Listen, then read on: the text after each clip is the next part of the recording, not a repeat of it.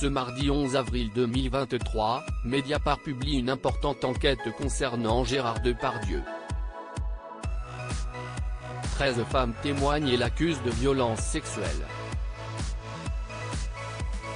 Présente sur le tournage du film Maison de retraite, une journaliste de TF1 confirme. Les langues se délient enfin. En raison du comportement d'Harvey Weinstein envers certaines femmes, de nombreux témoignages ont émergé en 2017. Le mouvement #Méto a éclaté. Actrices, réalisatrices, scénaristes, elles sont nombreuses à dénoncer les faits et gestes de certains hommes dans le milieu du 7e art. Après plusieurs déclarations et mises en accusation, l'ex-producteur star d'Hollywood a été condamné à 16 ans de prison pour viol et agression sexuelle. En France, certains acteurs n'échappent pas au mouvement. C'est le cas de Gérard Depardieu qui a été au cœur d'une plainte, déposée en décembre 2020. À l'origine de ce signalement, Charlotte Arnoult. J'ai été violée par Gérard Depardieu en août 2018, avait alors confié la comédienne de 25 ans sur son compte Twitter, provoquant une vague d'émotions. Un silence pesant et ce mardi 11 avril 2023, Mediapart publie une importante enquête sur Gérard Depardieu.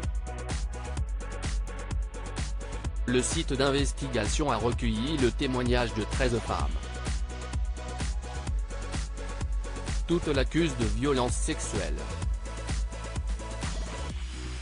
Des propos qui semblent rapidement être confirmés par le réalisateur Fabien Antoniente, mais aussi des témoins présents sur les différents tournages. En effet, lors du tournage du film Maison de retraite, 2022, Camille G, ancienne auxiliaire de régie, aurait été victime de Gérard Depardieu, mais aussi du silence de l'équipe. Ce que j'ai mal vécu, c'est l'omerta. Le silence autour de tout cela. On se sent très seul, confie-t-elle. Le comédien lui aurait alors parlé de son magnifique sourire, des petits, longs ou gros sexes qui avaient dû passer dans sa bouche. À la suite de ce témoignage glaçant, une journaliste de TF1, présente sur le tournage pour l'émission 50 Inside, confirme les propos de l'ancienne auxiliaire de régie. Elle ajoute que Gérard Depardieu a poussé un énorme grognement de bête à 2 cm de son visage en la regardant dans les yeux. De son côté, la jeune victime est devenue toute rouge, a baissé les yeux. Le site d'investigation indique ensuite avoir tenté de contacter Kev Adams, producteur du film.